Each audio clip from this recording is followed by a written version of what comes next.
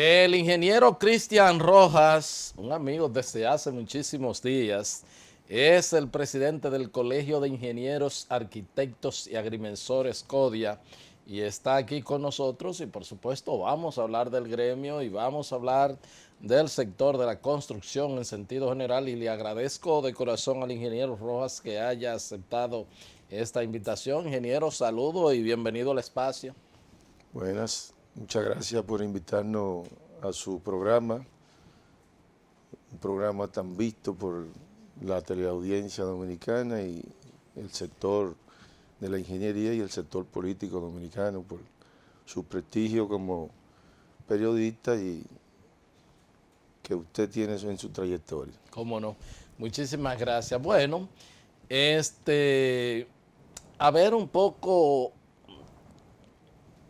he visto que con la última información del crecimiento de la economía que ha dado el Banco Central, del comportamiento del Producto Interno Bruto al primer semestre, me ha llamado la atención un poco el hecho de que el sector de la construcción no aparece dentro de los principales renglones, creo que 1.8, 1.9, lo que implica que hay factores que quizás no estén contribuyendo a, sí, quizás el principal sector que moviliza en un 180 grados todo lo que es las actividades económicas de un país.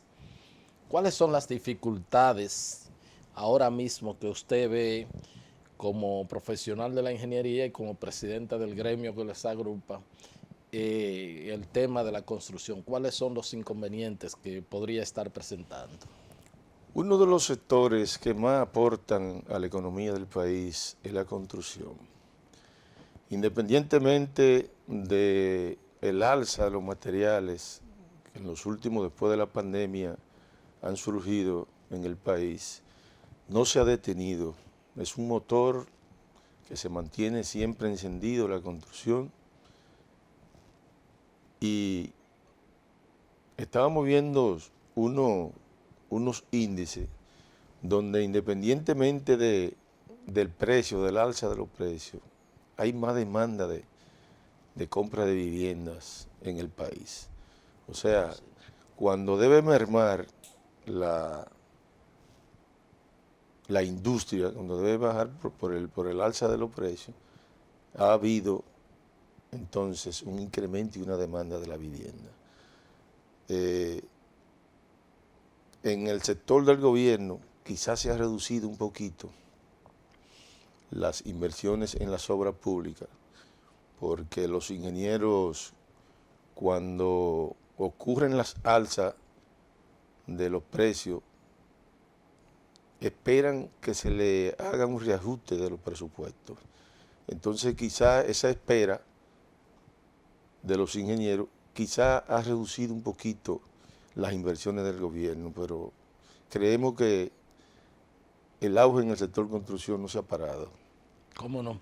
Eh, no obstante, como usted dice, al incremento, a los costos, y por ejemplo, conversé con algún desarrollador de proyectos habitacionales y me dice que ya, por ejemplo, la vivienda de bajos costos para una clase media baja que antes estaba 4, 3 y algo, hasta 2.5 millones de pesos, se conseguía una vivienda pequeña, obviamente, insisto, para clase media baja. Ya eso se ha disparado y probablemente esté por encima de los 6, 7 millones. Yo diría que media baja era entre 2.5 y 3 millones de Y pesos. 3 millones. Okay. Ese, ese parámetro ahora se ha elevado un poquito, está entre 3.5 y 4 millones de pesos, que es el de media baja. Un apartamento de clase media, lógicamente, está oscilando entre 4 y 5 millones de pesos en el sector del sector privado, que son los que más construyen y los que más han desarrollado. Y inclusive el gobierno está haciendo apartamentos con unos programas que tiene a través del MIBE, que oscilan entre alrededor de 1.5 y 2 millones de pesos, o sea que es un precio que es asequible para... Es dentro del programa Vivienda Feliz. Correctamente. ¿Cómo no? Pero se ha dicho inclusive que va un poco lento ese programa conforme a las proyecciones que se hicieron de cómo se iban a estar eh, al primer año, cuánto se podían entregar, quizás 11.000 viviendas al segundo año, etcétera, etcétera.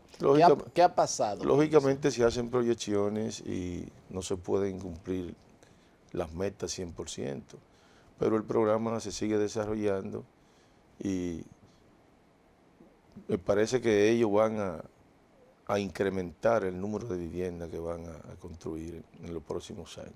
Okay. Precisamente porque han estado ajustando algunos precios y quizás quieren mantener esos precios para que la gente lo pueda adquirir. Entonces, vamos a ver cómo se desarrolla el programa. No? Que es un programa muy necesario porque lógico, eso le da acceso a una vivienda a los más pobres que son la mayoría de este país. Y obviamente con un gran déficit habitacional que tenemos, no ni siquiera por el número de personas que se calculan en más de 1 millón que no tienen un techo propio, sino otro gran porcentaje cuyos techos están en condiciones deplorables, o sea que no reúnen las condiciones, personas que viven en cualquier situación con vulnerabilidad. O sea que el gobierno dominicano tiene programas de mejoramiento de vivienda también a través del MIBET, que es donde están yendo todos esos programas ahora. Y siempre vemos cómo se desarrollan licitaciones, sorteos para los ingenieros que viven haciendo sus arreglos y mejoran los pisos de cemento y construyen el 50% en concreto, en blocks, y el otro 50% en madera. O sea que es una mejora sustancial a varias viviendas a nivel nacional, el programa a nivel nacional. ¿Cómo no? Los principales productos, materiales de construcción, cómo se han comportado los precios, evidentemente la varilla, el cemento, todo eso, y he conversado, insisto, con esa persona y me dijo que todo ha subido en el sector de la construcción. Sí, ahí, por ejemplo, el acero, a partir del 2020 de la pandemia subió alrededor de un 80 y pico %. Esta mañana llamé a una ferretería y el atado bajó alrededor de 5,000 pesos. Tengo entendido que el flete también va hacia la baja, o sea que hay una tendencia de que los materiales de construcción van a empezar a bajar. El cemento se mantiene al por mayor, los suplidores al por mayor están vendiendo 450 pesos y al detalle en alguna ferretería está oscilando entre 475 y 480 pesos. No entendemos por qué todavía sigue el cemento con un precio tan alto, tan exorbitante, que eso debería mejorar en los próximos días. Sí, porque uno, por ejemplo, puede entender el incremento de ciertos productos, de ciertos materiales importados con materias primas y de todo, pero uno dice, ¿por qué el cemento, verdad? Que no necesariamente tienes tantos componentes de eso para pago de fletes, para toda esa cuestión. ¿Por qué se ha mantenido? ¿Por qué se mantiene tan alto? Correctamente, eso debe sincerizarse el precio del cemento para que las personas puedan hacer mejoras, reparaciones en su vivienda, en sus construcciones y para que reduzca el precio de las viviendas también. Y el mismo Estado que construye mucho, que tiene un programa de aceras y contenedores a nivel nacional, de unas inversiones para que el precio sea más asequible y la economía mejore del gobierno. ¿Cómo no? Entonces, ¿usted cree que quizás esos precios altos, esos precios elevados de los materiales de construcción han podido quizás incidir en una ralentización, en una disminución de los proyectos de construcción del gobierno y por supuesto un incremento de los costos de esos proyectos que en condiciones normales pudiesen estar mucho más bajitos. Inmediatamente ocurre una alza de algún rublo de la construcción, agregado, cemento, acero, la cerámica, los pisos, la ventana, el aluminio. Lógicamente, produce un desbalance en los presupuestos de las obras. Y los ingenieros, lógicamente, no pueden absorber esas alzas ni esos incrementos.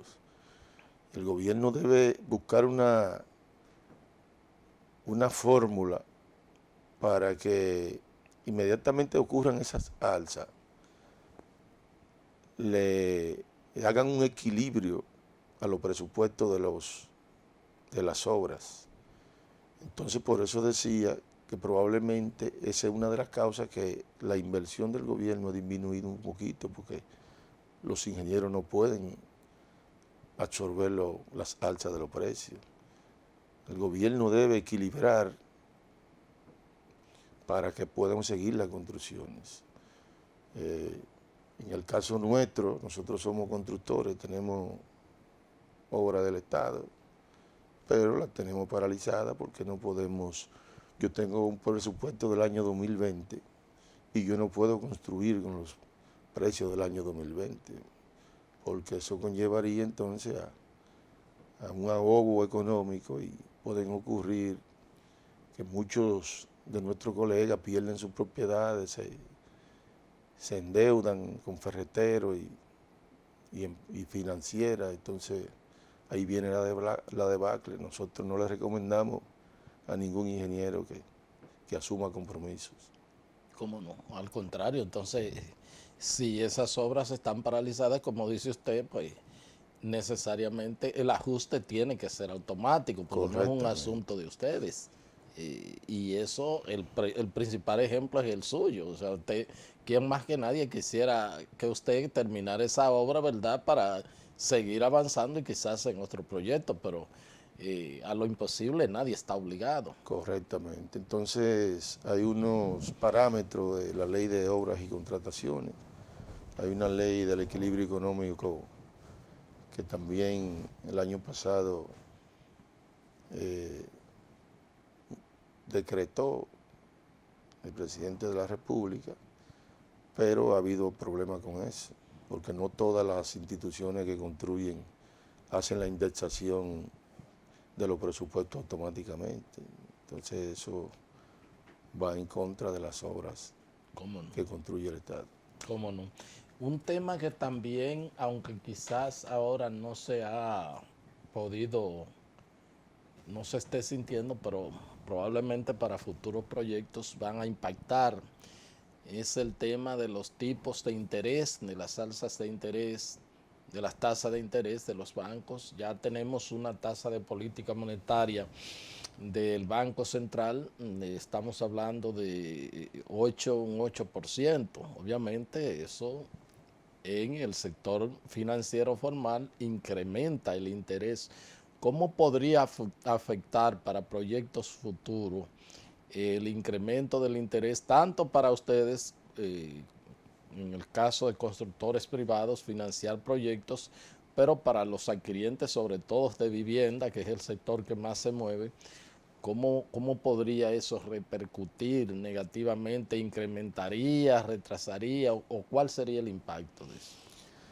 Fíjate, normalmente los constructores de proyectos privados, que son los que tienen la oferta mayor en el mercado de la vivienda, de apartamentos, todos los gastos financieros, se lo transmiten al adquiriente de la vivienda. Las alzas que ocurren de los materiales de construcción se lo transmiten al adquiriente de la vivienda. O sea que lo que va el consumidor a tener es un producto un poquito más caro, pero el inversionista le va a cargar todos al comprador. En el año 2003, cuando ocurrió En crisis bancaria. una crisis bancaria, hubo varios ingenieros y varios constructores y promotores de vivienda que se fueron a la quiebra porque los contratos no estaban, como decimos, no estaban amarrados.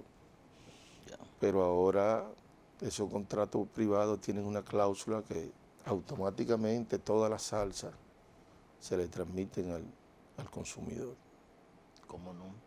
Y eso obviamente no afecta tampoco el margen, todo lo retiene el consumidor, no afectan el margen de ganancia que para el sector de la construcción. No, claro que no, porque ese costo financiero se le transmite, se le suma a la obra.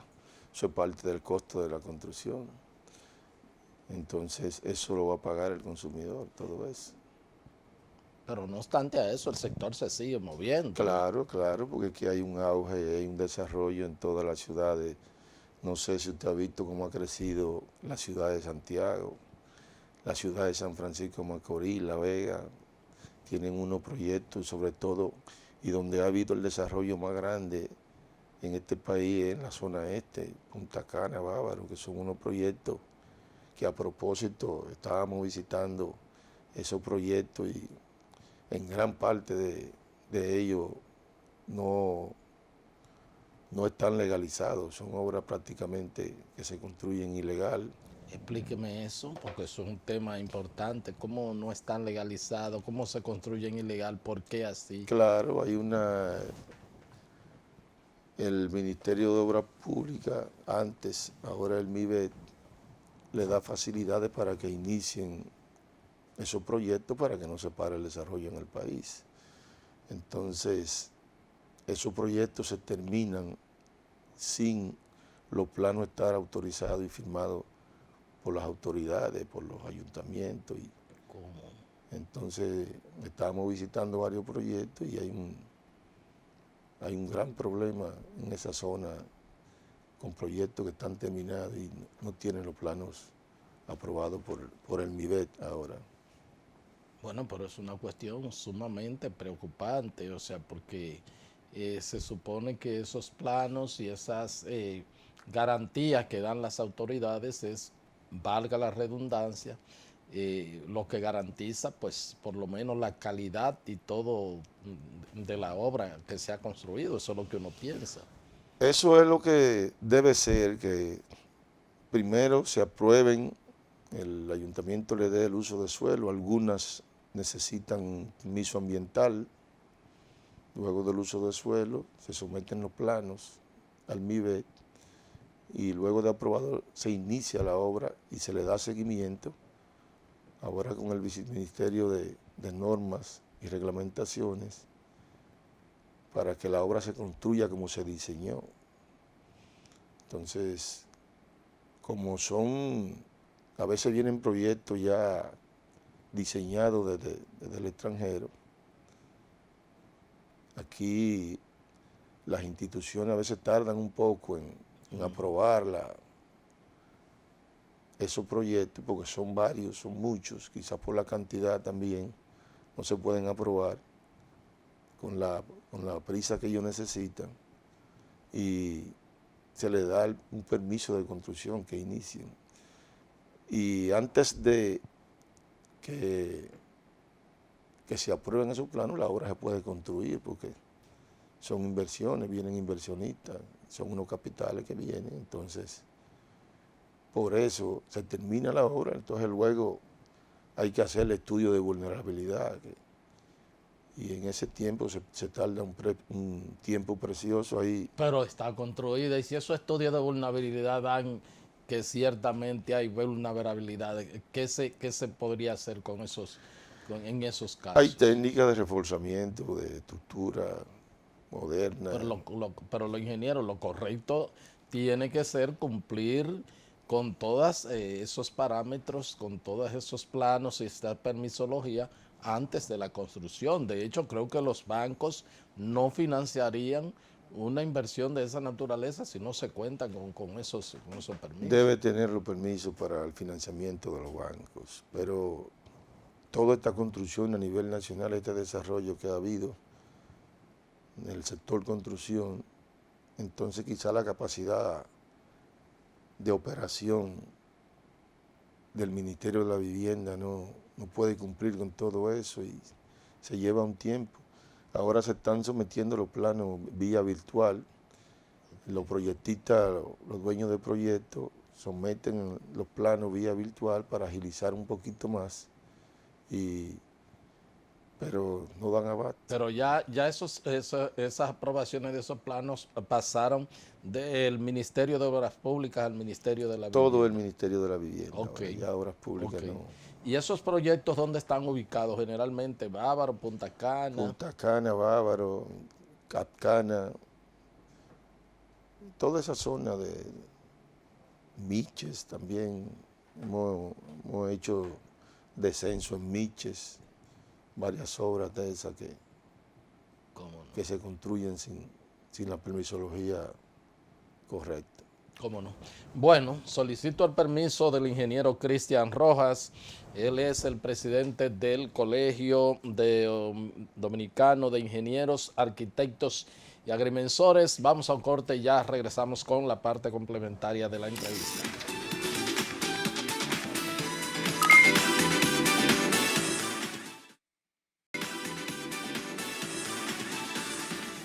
Continuamos con esta entrevista con el presidente del Colegio de Ingenieros, Arquitectos y Agrimensores, CODIA, el ingeniero Cristian Rojas. Ingeniero, ¿en qué estamos con el tema? Se desataron los nudos que habían con respecto a la parte de educación, sobre todo, y algunas otras obras. Estamos hablando de las edificaciones escolares. Ahora con el rebú que se armó con el tema de si salían los 4,000 y tantos millones de pesos del Ministerio de Educación, escuché al director de presupuesto decir que una gran cantidad de obras de escuelas que están paralizadas, primero no se pueden continuar pues colocando más dinero en el banco de reservas para la continuación de esos proyectos, porque si se le asignan, el Banco de Reservas podría retenerlo, porque hay una gran cantidad de ingenieros que tomaron créditos y que no cumplieron con pues el contrato de edificación, de avance, de todo. Parece que ahí hay un tema difícil. Y a lo que le agrego que también por aquí vinieron, entrevisté a algunos ingenieros que todavía están alegando deudas hasta creo que desde los 12 años del primer gobierno de Leonel, de los 12. O sea, ¿cómo está toda esa situación? Fíjate, el problema de las escuelas es bastante amplio porque desde que se inició el programa en el año, los sorteos de las escuelas del presidente Danilo Medina en el año 2012, muchas de esas escuelas sobrepasan inclusive en el 100% del monto del presupuesto. Y la ley 340 solo permite un 25% para la adenda. Así es. Entonces no ha habido forma, hay alguna que se ha podido desatar el nudo legal. Porque se aprobó una ley que sometió el gobierno para precisamente desatar. Creo que ya inclusive la ley, porque era transitoria, creo que ya perdió su vigencia, no sé, porque era pero para no todo eso. se ha resuelto con respecto a las escuelas. No se ha podido resolver el problema de las escuelas porque que el exceso en el presupuesto ha creado varios inconvenientes a las instituciones, sobre todo a la Contraloría General de la República, le ha creado un problema. Y los ingenieros, que muchas veces trabajan con una línea de crédito, se le ha dado una línea de crédito del Banco de Reserva, y cuando le depositan los pagos de las ubicaciones, el Banco de Reserva lo que hace es que se cobra su deuda, descapitaliza a los ingenieros, entonces no pueden seguir trabajando en muchos de los casos, porque no se han hecho los equilibrios económicos de los presupuestos, porque si se le ajustara los presupuestos como van al día de hoy y se incluyeran todas las partidas ejecutadas, probablemente se pudieran terminar las escuelas. Pero ahí hay un problema, está ocurriendo un problema y no está 100% resuelto el asunto de las escuelas. ¿Cómo no? ¿Y cómo ustedes intervienen como colegio? ¿Qué han hablado con las autoridades? ¿Se ha podido conversar con el presidente, con los funcionarios en ese sentido para ver qué salida se le puede buscar? Pues está perdiendo todo el mundo. Pierden los ingenieros, que bueno, pues esa obra está paralizada y no se le ha podido ajustar su presupuesto. Pero tampoco esas edificaciones avanzan y se pueden ir hasta deteriorando y después tendría casi que comenzarse de cero. ¿Cuál es el plan? ¿Qué es lo que usted entiende que se debe hacer? Se ha ido hablando, se nombró inclusive el presidente Luis Abinader nombró a Gianilda Vázquez para resolver algunos problemas de deuda con ingenieros desde hace más de 20 años. Inclusive hay deuda ahí desde el año 1996 que no se le ha podido aclarar eso y no hay forma de cómo pagárselo a nuestros colegas. Y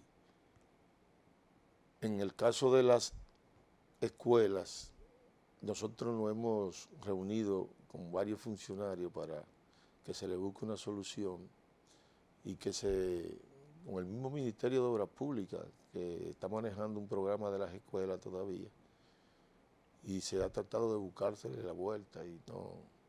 Se han resuelto varios problemas, la mayoría se han resuelto con los ingenieros, pero hay otros que todavía tienen un tranque con el asunto de la Contraloría y la actualización de los precios y de los presupuestos. ¿Cómo no? De manera que todavía persisten situaciones en ese sentido. Sí, todavía. Hay todavía varios problemas que se le está buscando la solución. ¿Cómo no? Y a esos, independientemente de las escuelas, esas deudas que vienen desde el 96, ¿se han ido pagando? ¿Cómo? ¿O están en proceso? ¿Qué se ha hecho? La comisión que dirige la doctora Gianilda Vázquez. A medida que se le busca la solución, se ha ido pagando. Se han ido pagando, solamente creo que quedan de esos casos alrededor de 90 y pico de esa deuda vieja. Eran 310, creo que eran 310 y quedan 90 y pico. O sea que se ha ido resolviendo la situación de esos ingenieros. ¿Cómo no? Varios de ellos ya han fallecido, o sea que muchos no van a cobrar su deuda, ya por la persistencia del tiempo, y que son personas, algunos de ellos que ya son mayores de edad, y están esperando que se les resuelva esa situación. ¿Cómo no? Mire una cosa, ¿en qué está el asunto de el incidente que sucedió pues al lado del CODIA y que lo afectó el edificio? ¿En qué está eso? ¿Cómo se va a resolver? ¿Qué han resuelto con la compañía que está construyendo las obras al lado? ¿Cuál es la solución a eso? Bueno, la solución, nosotros cuando tomamos la dirección del CODIA el pasado 14 de agosto, inmediatamente llamamos al representante de la compañía, un arquitecto, tuvimos una reunión el 17. Ellos presentaron una moción de disposición de reparar los daños e indemnizar al CODIA por los daños que nos causaron. Luego de esa reunión no hemos a saber de ellos, o sea que lo único que nos queda es iniciar una demanda contra esa compañía. Probablemente la próxima semana ya estemos demandando a la compañía porque ya la espera es suficiente y nosotros tenemos nuestro edificio en el suelo, no estamos operando en el 100%, así como está el edificio en el suelo, los ingenieros que habituamos el CODIA tenemos nuestra alma y nosotros vamos a demandar ya que se nos reparen los daños. O sea, estamos apoderando el bufete jurídico para que ya iniciemos la próxima semana, más tardar, la demanda en contra de esa compañía, que al principio se decía que era la constructora Noval, luego dijeron que era el Mercado San Rafael, no sabemos cuál de las dos es, entonces vamos a iniciar el proceso contra las dos. ¿Y tienen algún cálculo, algunas estimaciones del costo de los daños? ¿No han podido evaluar? Tenemos unas evaluaciones preliminares, pero eso lo vamos a presentar allá en justicia, se lo vamos a presentar al juez, porque para poder poner a funcionar la institución de nuevo, tuvimos que incurrir en unos gastos eléctricos, en personal. Ahora mismo, cuando cae un fuerte aguacero en el país, se nos llena se inunda todo de agua, entonces todo eso tenemos que tener un personal ahí sacando esa agua, un desastre. Wow. El colegio es un desastre después de esa caída y yo creo que eso ocurrió el 10 de junio, que es suficiente ya para que nosotros... Claro. Y es una pena porque además de la casa de ustedes ha sido un lugar que ha servido para muchos encuentros y actividades y reuniones, actividades festivas, bodas y cosas. O sea, es una institución de la sociedad en sentido general. Y un patrimonio de la humanidad. Así que fue declarado por la UNESCO. Así es. El CODIA, que ahí estuvo la Casa de la Real Audiencia. Así mismo fue. De España. Entonces, es un edificio que tiene un valor histórico que debemos preservar y que tenemos que recuperar. ¿Cómo no? Mire, una cosa que siempre me han preocupado, porque, bueno, tengo muchos amigos, ingenieros, dentro de ellos a usted, por supuesto, es el tema de los salarios en las instituciones públicas, en las instituciones del Estado, de los ingenieros que laboran, inclusive a veces también hasta en el propio sector privado, son un poco mezquinos, porque no todos los ingenieros tienen la posibilidad de estar en un proyecto de construcción, de iniciar su propia empresa, de ser emprendedores, de todo eso. Y sobre todo quizás los jóvenes que salen de las universidades, que quieren un trabajo, pero bueno, después de tanta lucha que se cogen en la universidad con esos profesores de cálculo, ¿verdad? Y de todas esas cosas ¿cómo están los niveles salariales ahora, sobre todo en las instituciones públicas, para los profesionales de la ingeniería, la arquitectura, porque ustedes abarcan todo, tanto la ingeniería, arquitectura, agrimensores, etcétera, etcétera, por supuesto ingenieros agrónomos y todo eso? ¿Cómo marcha eso? Fíjate, Héctor, es preocupante esa